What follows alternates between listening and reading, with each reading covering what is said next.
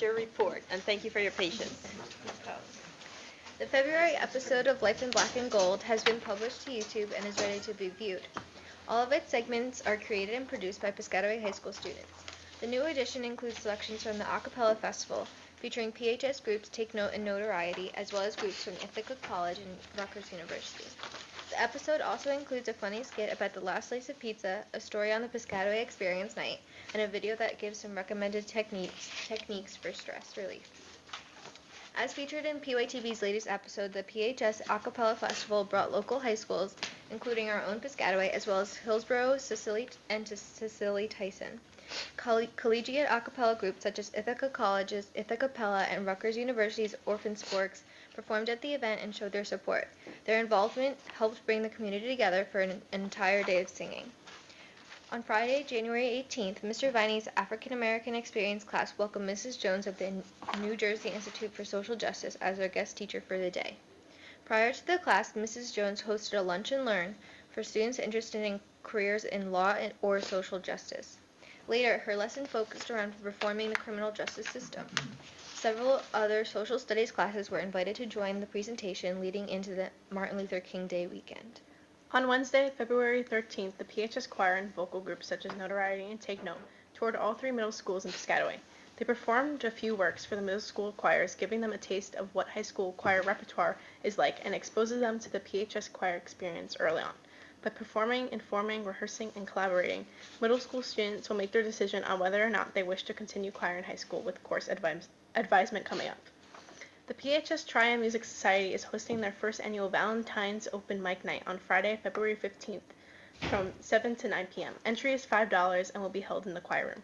Every person who buys a ticket will be eligible to perform any musical act they choose to, with no audition required. It will truly be a night to celebrate music and each other's excellences in music without the pressure of auditioning. On the note of Valentine's Day spirit, the class of 2020 council sold roses for $1 during homeroom and lunch periods to capture the essence of the day to send something special to a loved one or friend. Additionally, on March 7th, 8th, and 9th at 7 p.m., the PHS Drama Club will be performing its 2019 musical, The Addams Family. Pre-sale tickets are now available at phs.booktix.com. Okay, thank you both very much. Does anyone have any questions for our student representatives? Okay, well, we'll let you go. Thank you. Thank you. Thanks for the gift. That's really nice. Happy Valentine's Day. Happy Valentine's Day.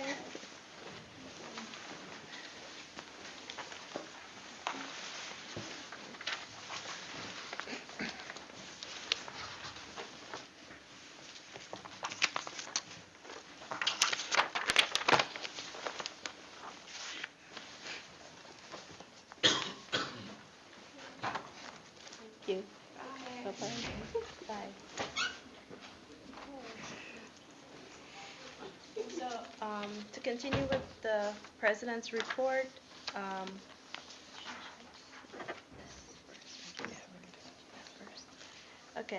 at this time, we'd like to invite Mr. Gannon to present us with the comprehensive annual financial report.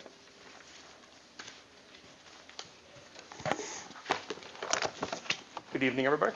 Good evening. So this is, usually we're here in December to do the presentation, but due to there was a new standard that had to be implemented this year.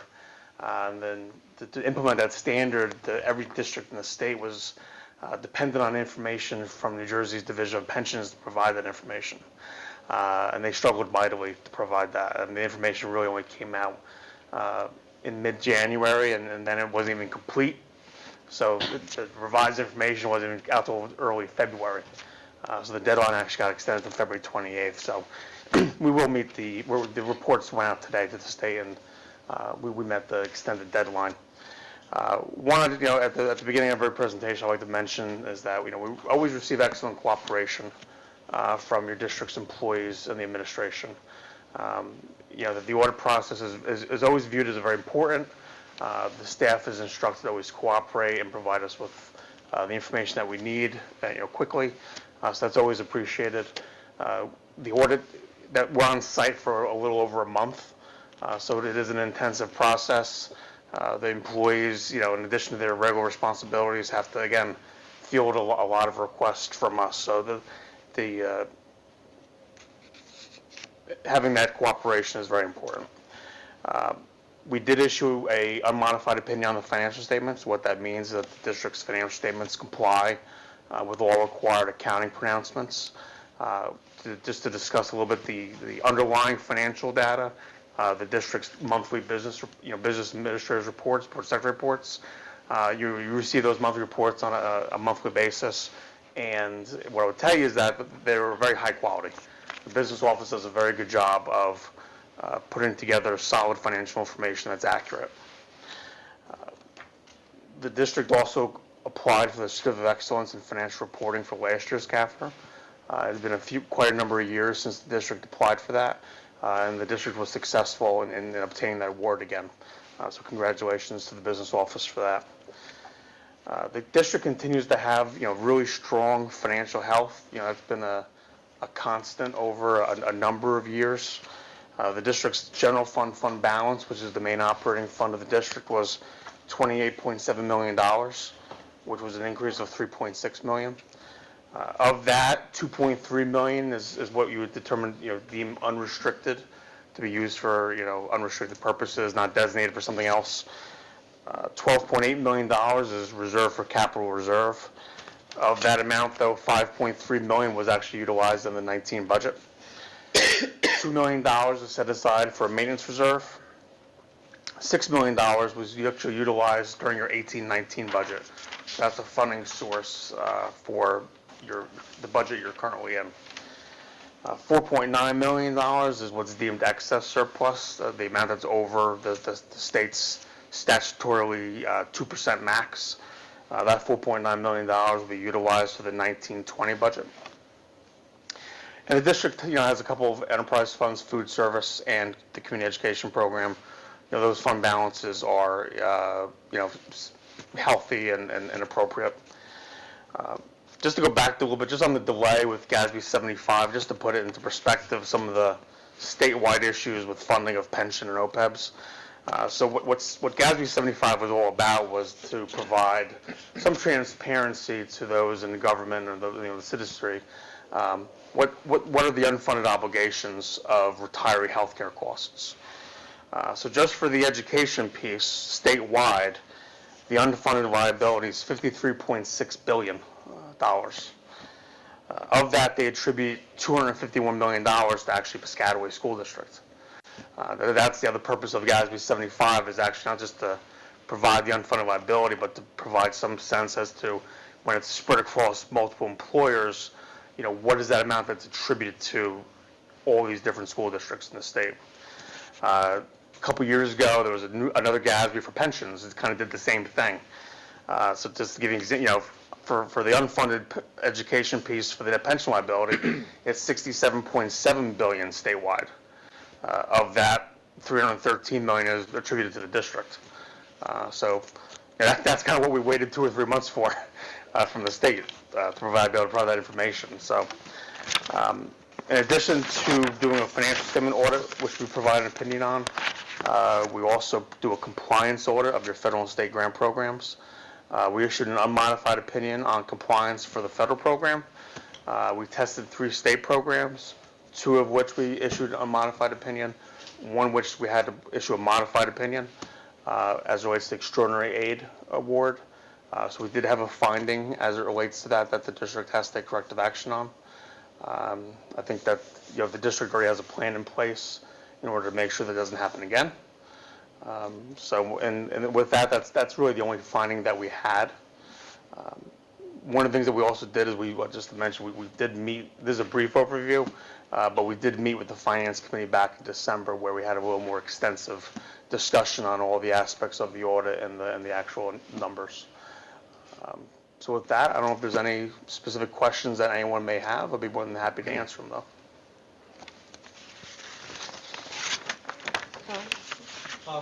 First of all, I wanted to say thank you for doing such a fine job, and thank you to the business department for meeting with you. And I know it takes a lot to come up with this particular book. And I had is on the corrective action, because we haven't had in a while. This is the first time in several years we've had a corrective action. But the planned completion date is June 2019. What if we were to go beyond that? So one of the things that's going to happen is, so the application is due in May. So the corrective action will take place prior to June 30th. Whether corrective action is successful or not, we will be required, because of the finding, it makes it a high-risk program. So we will be required to audit it again next year. So, we'll be certain to understand whether there's a finding or not, and whether it was actually corrected by the next audit period. Thank you. Does anyone else have a question? Okay, Mr. Gannon, thank you very much for the comprehensive report. We appreciate your time. Have a good night, everybody. Thank you. Thank you. Just a few more things, Teresa, before I turn it over to you from the President's report. Reminders that this is performance season, and we are celebrating the hard work, rehearsals, and creativity that go into every performing arts performance. So just a reminder about some of the upcoming ones. I believe our students' representatives mentioned a few, so I'll just talk about the Quibbletown drama production, Cinderella and the Substitute Fairy Godmother. And that's happening on Thursday, February 21st, and Friday, February 22nd at 7 p.m., and Saturday, February 23rd at 1 p.m. There's also a middle school jazz night on February 27th at 7 p.m. at Kanakamak, and I believe we saw some examples of that a few weeks ago. And we also have the PHS MT Cups fundraiser on Saturday, February 16th from 1 to 3 in the Patton Cafeteria. And for $10, you get a beautifully handmade cup and a hot beverage. Proceeds will benefit the Feeding Middlesex County. There's also a PHS Tricky Tray fundraiser on Friday, February 22nd in Patton Cafeteria. And the Piscataway Education Foundation is having their designer bag bingo on March 22nd. Doors will open at 6:15, and that's at Our Lady of Fatima. And lastly, Read Across America, a reading event across all preschools, elementary schools, and intermediate schools, takes place February 25th through March 1st. Each school schedules individual events and include author visits, guest readers, and reading activities, all celebrating the pleasure of reading. And lastly, Alex wanted me to read a note to everyone. So, from Alex, I wanted to take a minute to thank Superintendent Rafferty, David Oliveira, John Hernandez, our buildings and grounds team, and all of our staff administrators that were on point and prepared on Tuesday for the very unpredictable weather and the last-minute shift in scheduling in our district. None of us will ever be able to predict weather, and we all have children and families that we want to keep safe. We all have jobs to get to, and many of us have to coordinate every minute of every day for our families. We are aware and conscious of this.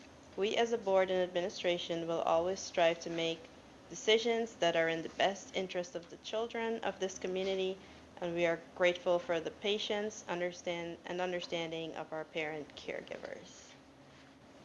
So that was all for the remainder of the President's report, so I'll turn it over. Thank you.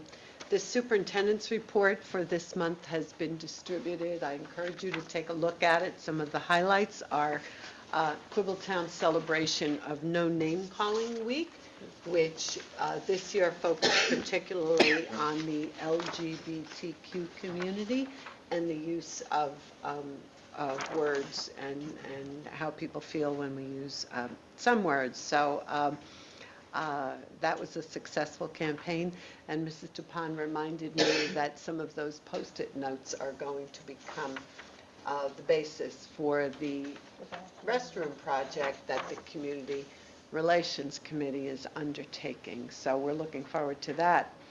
I am happy to announce that Piscataway High School has been awarded a $72,000 grant to expand our computer science program.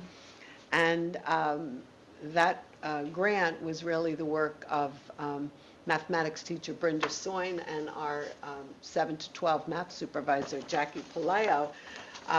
But it's going to allow us to create really a capstone course that's related to post-secondary education in computer science. So we were grateful for that award. Many of the events that were going on in our schools, either celebrating Martin Luther King Month, Martin Luther King Day, or Black History Month, are also described. I had the pleasure of going to the high school for the 50 Strong Father and Son Conference. I didn't stay for the whole Father and Son Conference, but I did stop in for breakfast. And I really was amazed at the commitment of the male role models and the young students in our high school who went that day. And I am happy to report that Commissioner Repollette also came also and was quite impressed with the work that was going on at Piscataway High School. Let's see, what else? I wanted to also draw your attention to the fact that Arbor and King jointly will be sponsoring a program on social media primarily for parents of intermediate school students, but I'd certainly say that parents of all students would benefit. And this is going to be on February 26th at 6:30 at the high school, but everyone's invited to attend. Many of you may have been at the freshman orientation and heard about the speaker who spoke to parents at that orientation. Again, what social media means to students, the language, what are some of the popular sites that students are on, and the ninth grade parents just thought it was phenomenal, but I have to tell you, we see issues as young as 4th and 5th grade, so it's a really good program that we'll be offering for that parent population. I wanted to congratulate Shore Middle School on their performance of Lion King. The students did a really good job, and I know Mrs. Cherry's Girl Scout troop was also there that evening to watch the performance, and I'm sure they enjoyed it They as much did. as. A couple of my girls were also on it. Oh, okay, yeah. On February 6th, 9 of our athletes at Piscataway High School went through signing ceremonies, and these were in the sports of baseball, football, and our students are going to good schools. UConn, don't tell them, but one of them is going to UConn, TCNJ, Montclair. I mean, athletics is still a strong ticket to college for many of our students, and that brings us probably this year to about 14 students who have gotten a ride to college based on their athletic performance. But I have to tell you, it isn't just athletics. They have to have the grades to get into the good schools as well, and our coaches and Mr. Harmer have really done a good job of holding our students accountable in order to play or to compete.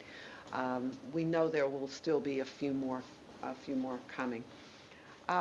And the other thing that I did hear about today, Dr. Ranelli told me that while he was at Arbor yesterday doing 2 observations, we had 3 football players from Rutgers University, including Elijah Barnwell, one of our alumni, and also a Rutgers coach that came to talk to 25 students who needed some support. So they were carefully selected, and the college athletes spoke to them about the importance of paying attention to grades and conforming to certain codes of behavior and just to staying on track if they want to be successful at their in the future. Did you have something you wanted to add? Yeah, and if they were given a plan, and if they stay on track to the plan, they'll be able to actually go to Rutgers University, have a catch with the players on the field, be shown the locker rooms and the facilities. So a really good incentive for them to stay on track between now and the end of the year. That's great. That's great. And I did mention to the board a little bit earlier, but I had the pleasure of presenting on behalf of Piscataway at a program last week on educational equity. And I was on this panel with people from Montclair and Cherry Hill. And in the process of assembling a PowerPoint about Piscataway's initiatives showcasing our academic and our social emotional initiatives to help students succeed, I was really amazed pulling together the information about what we're doing, and in fact presented it to our leadership team the day before this statewide program, and each of them was just so proud, and they're each doing their own piece of the pie, but when you put it all together, you realize how much Piscataway is doing in this area.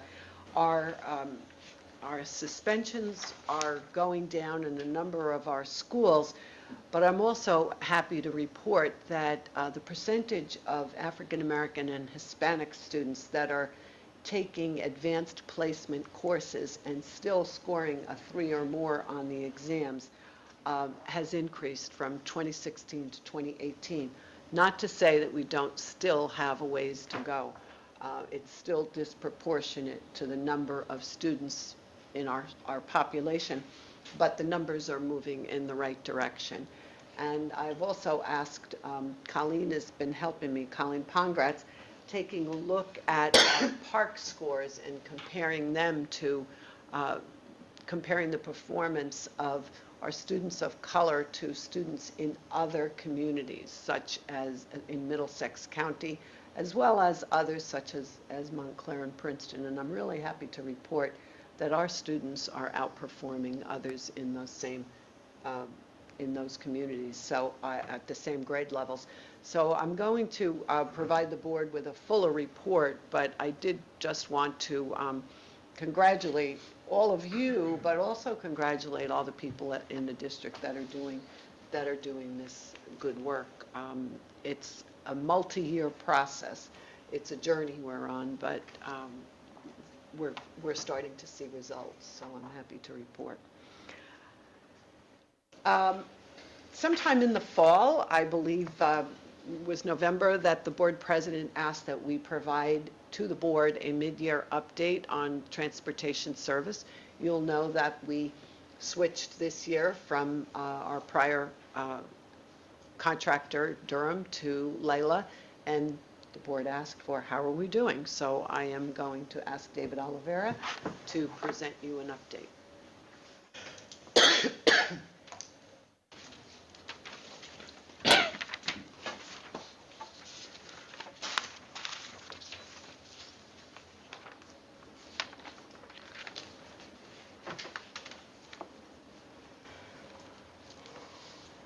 Okay, thank you. While the overhead warms up there, I'd like to just take a moment to introduce and acknowledge two folks in the audience here, especially for the newer board members. First, we have John Hernandez, who's the transportation supervisor, who's here with us tonight. And we have Alexander Dixon. He's a dispatcher, really John's right hand over there in the transportation office. I have to say, these guys do a great job. When I started 4 years ago, that first August, September after I started, so I was about 6 months in, I spent a lot of time over there. I was pretty worried. I had heard about some of the prior troubles. I spent a lot of time over there. First few days of school, I was over there answering phones, making sure these guys were answering phones. And we've reached a pretty good point, so much so that this year, even with the transition to Layla, I wasn't there the first couple days of school. This year with the transition, I happened to be at the high school at 6:30 in the morning. But I wasn't at the transportation office because I knew they had it under control. So thanks, guys. So as the superintendent mentioned, a little transportation review, a little update I'll present tonight for the board, just kind of where we are and what's gone on the first 5 months of the school year. For background purposes, superintendent mentioned that we had been with Durham for about 10 years. They started in the 08-09 school year. We went out to bid in the spring of last year primarily because we changed the school schedule. We aligned Arbor's start time with King's start time and with the three middle schools, excuse me. So that constituted a significant change in routes, and we had to go out to bid for a new vendor. Layla Transportation was the low bidder, and they were awarded the contract in the spring. In terms of getting ready for the opening of school, throughout the summer, the owner of Layla communicated with John regularly just to both get on the same wavelength of what needed to happen for the opening of school. We invited the Layla drivers to our one-day orientation training in August, and they attended. The first couple days of school this year, I think we saw the fruits of that. Alex and John will tell you that we did not experience those first few days any noticeable increase in phone calls that we got. And even over the course of the first 5 months of the year, there's no significant increase in the phone calls this year versus prior years.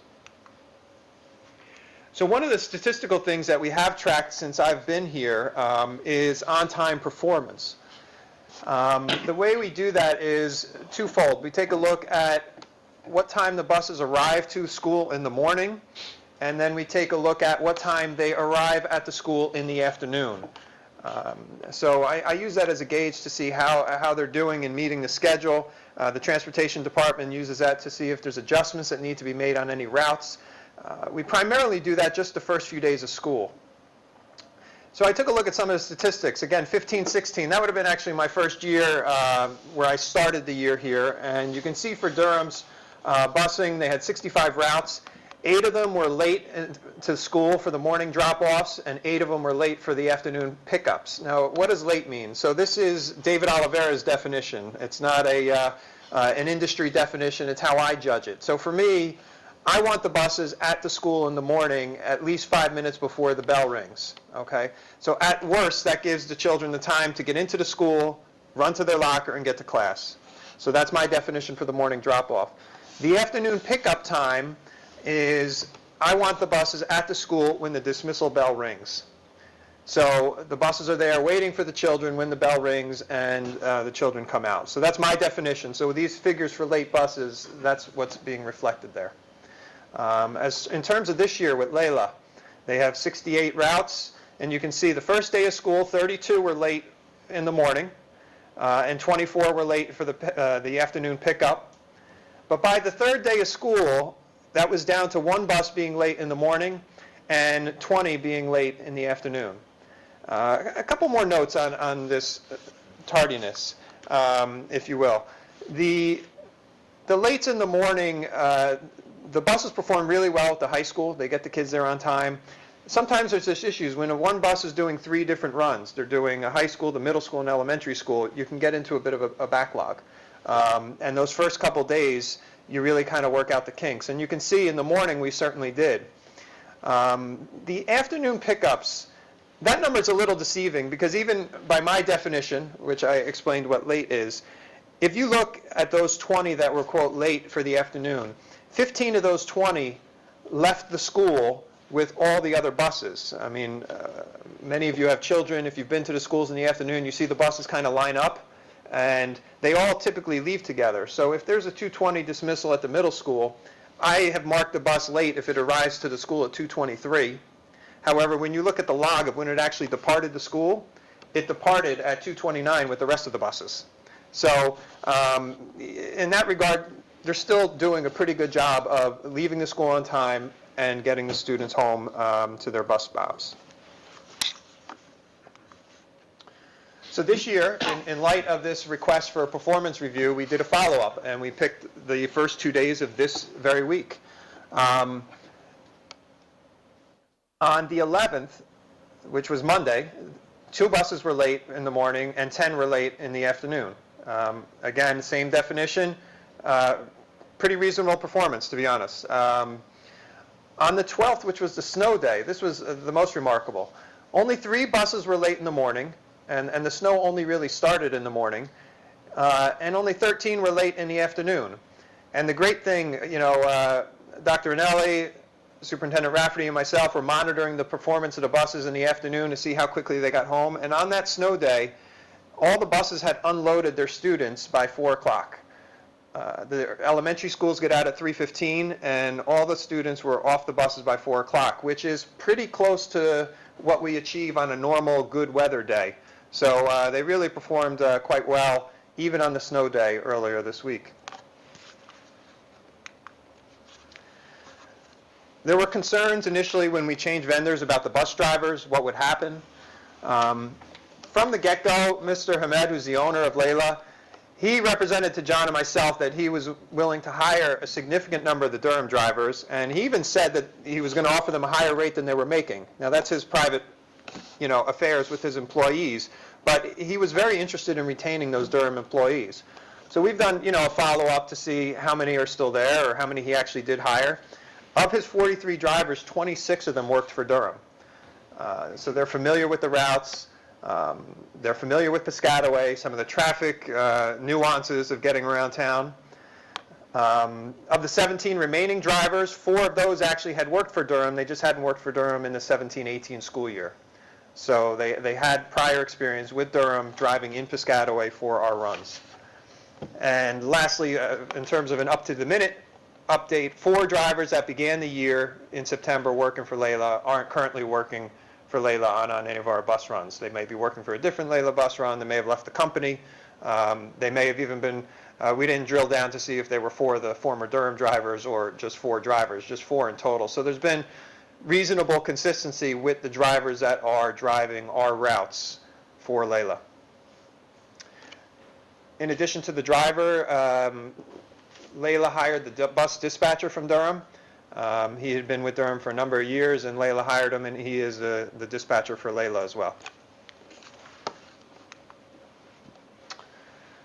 Another concern that we've heard about over the last 6 or 8 months is, Layla's buses are old, or they're just old, really, has been some of the gossip we've heard, and we've done some things to take a look at that. So I have pictures of 2 buses here. And, my question at the top is, how old are these buses? They're both 2014. Okay, now, to me, visually, there's some marked differences between the 2 of them. In my opinion, the one on the bottom looks a little bit more dated.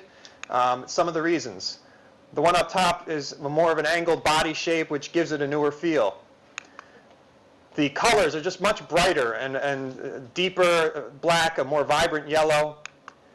There's larger windows that are all black, more of a modern look to the bus, whereas the bus on the bottom has more of the traditional windows.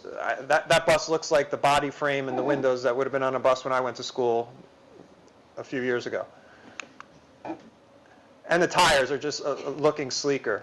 So much of what we found with the vehicles, the perception from somebody just seeing it on the side of the road, we feel can be skewed by the visual of the bus going by, when in reality, they're a bus of the same vintage, and on the inside may look very much the same, but there could be a bit of a perception problem. If you haven't guessed, the top bus is one of our buses, and the bottom bus is one of Layla's buses. The bus fleet. The Finance Committee is aware of this because I reported out to them after I did it. In September, I did an impromptu inspection and visit and took a look at some of the buses that were Layla's. I went into almost every single bus myself. Admittedly, the buses had a bit of a dated feel in some senses, some visually from the outside, and some issues on the inside dated, but the buses were clean. They were swept.